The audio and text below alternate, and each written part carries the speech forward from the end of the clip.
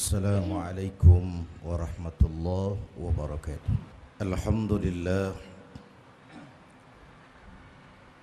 Alhamdulillahi rabbil alamin. Wal aqibatu lil muttaqin wala idwana illa 'alal zalimin. Ashhadu an la ilaha illallah wahdahu la syarika lah. Syahadatan tadharul quluba minal ghasyil la'in. Wa ashhadu anna sayyidana wa maulana Muhammadan abduhu wa rasuluh ba'asahu rahmatan lil alamin wa uswatan lil mu'minin. Allahumma fassalli wa sallim wa barik ala sayyidina Muhammadin wa ala alihi wa ashabihi al-mujahidin at-tahirin. Amma ba'du fa ya ibadallah, usikum wa iyaya bitaqwallah faqad fazal muttaqun. Saudara-saudara kaum muslimin, jamaah Jum'ah yang senantiasa mengharap ridha Allah, puji dan syukur kita panjatkan kehadiratnya yang dengan izinnya siang ini kita dapat bertemu dan berkumpul di rumahnya yang mulia ini untuk bersimpuh dan bersujud di hadapannya, menyatakan segala kerendahan, kelemahan dan keterbatasan kita sebagai makhluk yang diciptakannya. Kalau ada intan paling mahal, mutiara paling berharga dalam kehidupan kita, itu tidak lain adalah Allah telah mengaruniakan kepada kita dua hal yang terbesar. Pertama, dijadikannya kita sebagai muslim, dan yang kedua, kita terlahir di bumi Indonesia. Karunia sebagai seorang muslim adalah intan paling mahal, mutiara paling berharga. Kenapa dia intan paling mahal? Karena dia pertama, dia menyelamatkan kita dari ketergantungan kepada benda. Ia menyelamatkan kita dengan memberikan petunjuk nilai dasar keimanan sebagai pondasi menghadapi kehidupan ini. Indonesia memang bukan negara agama, tapi pasti Indonesia negaranya orang yang beragama. Dan nilai dasar dari agama adalah nilai dasar keimanan. Ia adalah pondasi. Kalau dia kuat akan aman bangunan, kalau ia melenceng akan melenceng juga bangunan, kalau ia runtuh akan runtuh pula bangunan. Begitulah iman yang merupakan pondasi kehidupan. Sebilah pisau kalau dipegang tangan orang yang beriman, paling-paling leher ayam sasarannya. Tapi kalau dipegang orang yang jauh dari iman, tidak cuma leher ayam, mungkin lehernya temannya sendiri pun bisa digarapnya. Pisaunya sama, penggunaannya berbeda ketika tangan orang yang memegang berbeda. Oleh karena itu, kita di dalam membangun negeri ini bukan sekedar perlu orang-orang pintar, kita juga perlu orang-orang benar. Nampaknya bahkan masyarakat lebih menerima orang yang benar, tidak terlalu pintar, ketimbang orang yang pintar tapi tidak benar. Sudah capek rasanya rakyat dibikin susah oleh orang yang cuma pintar tapi tidak benar. Boleh jadi pendidikan membuat kita semakin pintar, tapi keimanan harus membuat kita menjadi semakin benar.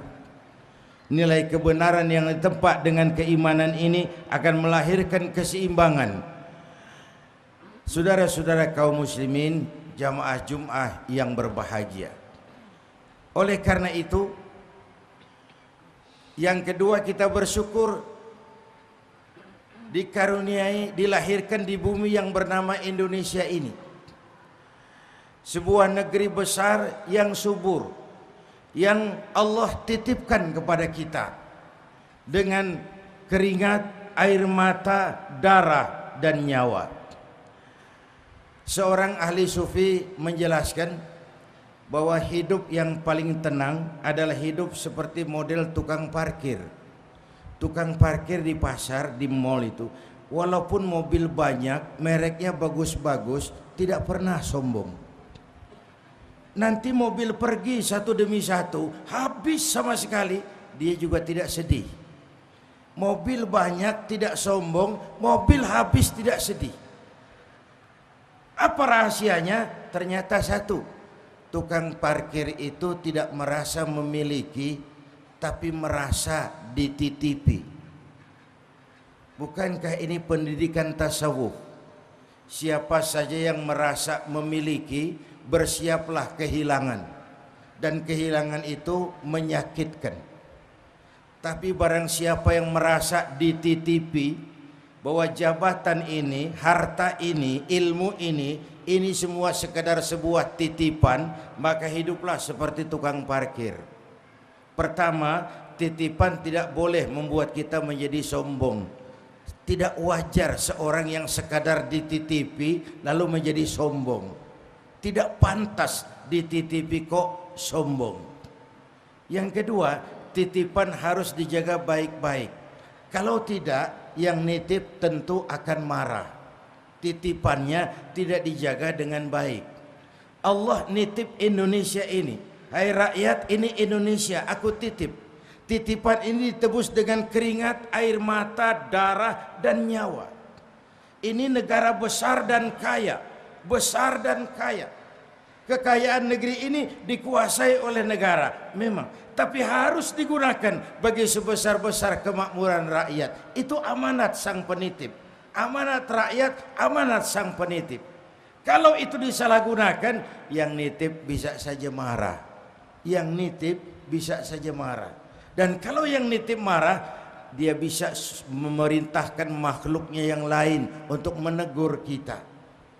Bisa disuruhnya Merapi, bisa disuruhnya anak Krakatau, bisa disuruhnya angin puting beliung. Bukankah angin itu juga makhluk? Bisa disuruhnya banjir yang besar, bukankah banjir air itu juga makhluk? Kaum muslimin jamaah Jum'ah yang berbahagia. Oleh karena itu, dari dua hal ini ada sebuah rangkupan yang merupakan amanat dari almarhum Panglima Besar Sudirman. Beliau mengatakan, kamu hanya bisa menang kalau kamu kuat. Kamu hanya bisa kuat kalau kamu bersatu. Dan kamu hanya bisa bersatu kalau kamu hidupkan semangat silaturahmi. Mau menang harus kuat, mau kuat harus bersatu, mau bersatu harus menghidupkan semangat silaturahmi. Bangsa kita dewasa ini mengidap 3 penyakit kronis. Pertama, penyakit kudis. Yang kedua, penyakit kurap. Yang ketiga, penyakit kutil. Kudis, kurang disiplin. Kita ini bangsa yang merdeka dengan keringat, air mata, darah, dan nyawa. Mestinya bangsa ini punya disiplin yang sangat tinggi. Kita menoleh kepada tetangga kita Jepang, dihantam oleh 3 musibah beruntun. Sejak dari banjirnya tsunami, gempanya sendiri, sampai bocornya reaktor nuklir, terutama yang di Fukushima. Tapi semangat dan disiplin yang demikian tinggi membuat mereka tegar. Kita, bangsa yang merdeka dengan keringat, air mata, darah, dan nyawa, nyaris disiplin kita rendah di semua bidang kehidupan, di semua bidang. Konon menurut prediksi ekonomi 2011-2012, Indonesia akan jadi pengimpor beras nomor 4 terbesar di dunia, di bawah Kenya. Ini kan lagi-lagi gambaran penyakit kudis. Kita ini sawah yang subur ditanami gedung, lalu sawahnya pindah ke lahan gambut di negeri entah berantah. Di Jawa sawah habis, di tempat lain pun sawah gagal. Penyakitnya kudis. Korupsi kita agak tersendat-sendat pemberantasannya, karena umumnya mental kita punya disiplin, takut atasan tapi tidak takut Tuhan. Takut atasan tapi tidak takut Tuhan. Di semua aspek kehidupan disiplin kita lentur dan luntur. Padahal semua konsep agama muaranya disiplin. Sholat, disiplin waktu. Syahadat, disiplin keyakinan. Puasa Ramadan, disiplin makan dan minum. Begitu tingginya disiplin puasa itu. Yang halal pun kalau belum waktunya jangan sentuh, jangan dimakan. Yang halal saja kalau belum waktunya jangan diambil.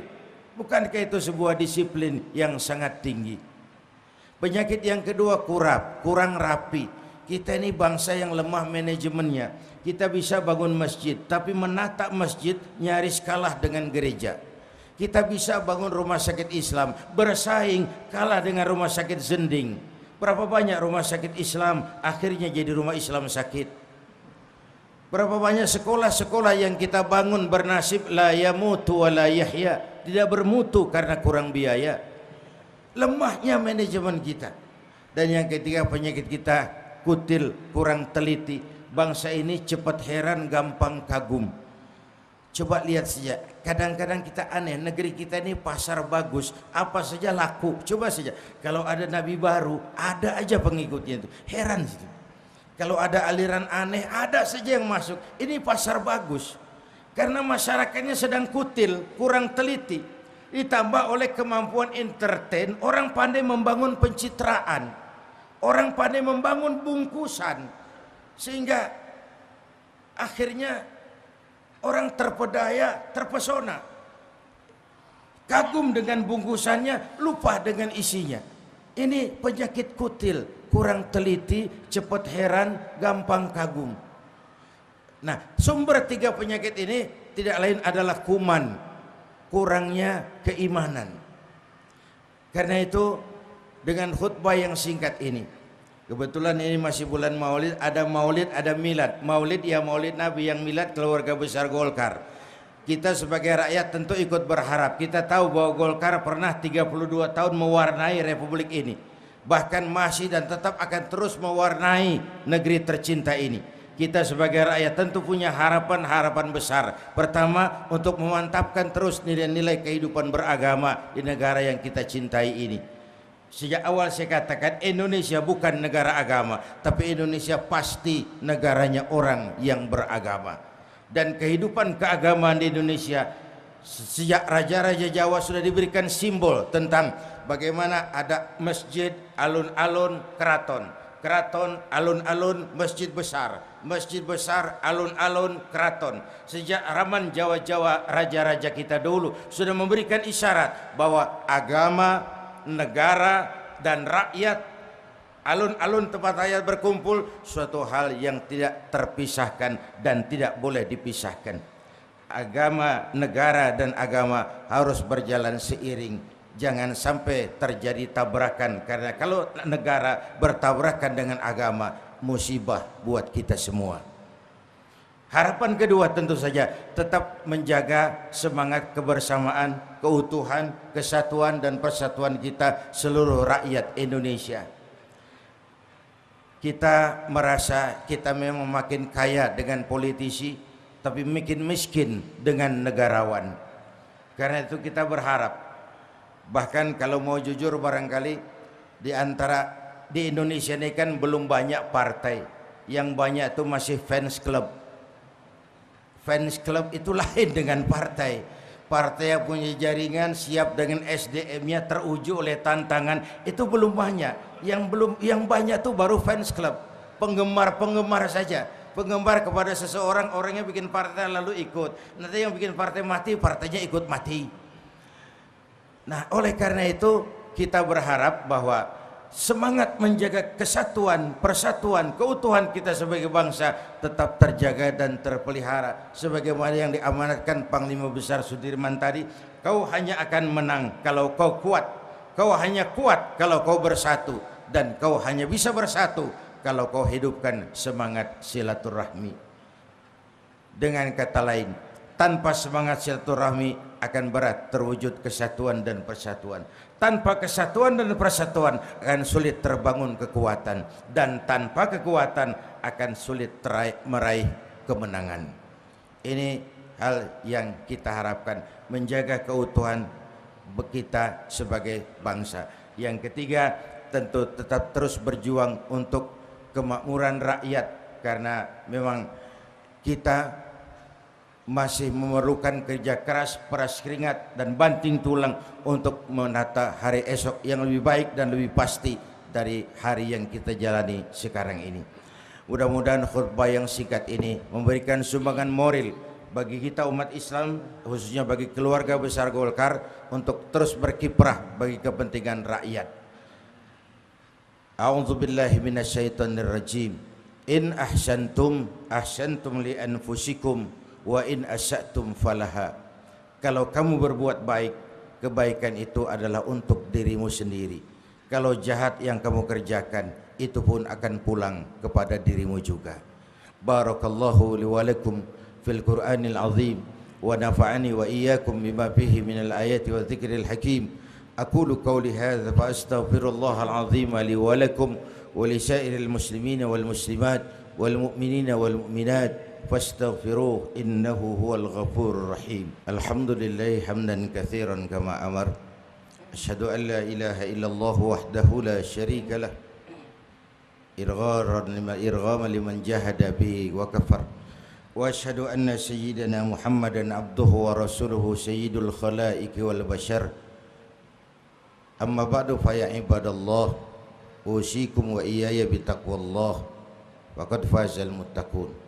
واعلموا أن الله أمركم بأمر بدأ فيه بنفسه وسنى بملائكته مسبحة بقدسه وقال تعالى ولم يزل قائلا عليما إن الله وملائكته يصلون على النبي يا أيها الذين آمنوا صلوا عليه وسلموا تسليما اللهم صل وسلم وبارك على سيدنا محمد وعلى آل سيدنا محمد ورضى الله عن أربعة الخلفاء الراشدين أبي بكر وعمر وعثمان وعلي وعن بقية الصحابة أجمعين وعن التابعين وتابع التابعين ومن تبعهم بإحسان إلى يوم الدين وعلينا معهم برحمتك يا أرحم الراحمين اللهم اغفر للمؤمنين والمؤمنات والمسلمين والمسلمات الأحياء منهم والأموات إنك سميع قريب مجيب دعوات يا قاضي الحاجات. Allahumma ya Allah, dengan sepenuh perasaan dan pengharapan dalam segala kerendahan dan kelemahan kami bermohon kehadirat-Mu ya Allah. Begini banyak nikmat dan karunia yang Kau berikan kepada kami, sering kami tidak pandai mensyukurinya. Kebaikan-Mu turun setiap saat ya Allah, sementara kesalahan kami naik di hampir setiap waktu. Allah, kalau selama ini lebih banyak lalai kami dari ingat kami, lebih banyak keluhan kami dari syukur kami, lebih banyak marah kami dari sabar kami, tunjuki kami jalan-Mu yang lurus, yang apabila kami berpijak di atasnya, tidaklah kami akan tersesat untuk selamanya. Ya Allah, tautkan hati kami, satukan langkah kami, jangan biarkan kami sebagai bangsa pecah berkeping-keping. Ya Allah, kami tidak tahu apa kami masih punya hari esok. Namun kami bermohon kepadamu, berikan kiranya kami kesempatan untuk dapat melaksanakan kebaikan-kebaikan dalam hidup ini. Ampuni dosa kami, dosa ibu bapak kami, dosa saudara-saudara kami umat Islam. Karuniakan kepada kami rakyat dan bangsa Indonesia pemimpin-pemimpin yang takut kepadamu dan sayang kepada kami. Berikan mereka kekuatan zahir dan batin untuk dapat membawa kami rakyat dan bangsa Indonesia keluar dari kesulitan hari ini, menapak menuju hari esok yang lebih baik dan lebih pasti. Rabbana hab lana min azwajina wa dhurriyyatina qurrata a'yun waj'alna lil muttaqina imama. Rabbana atina fid dunya hasanah وفي الآخرة حسنة وقنا عذاب النار. عباد الله إن الله يأمر بالعدل والإحسان وإيتاء ذي القربى وينهى عن الفحشاء والمنكر والبغي يعظكم لعلكم تذكرون ولذكر الله أكبر.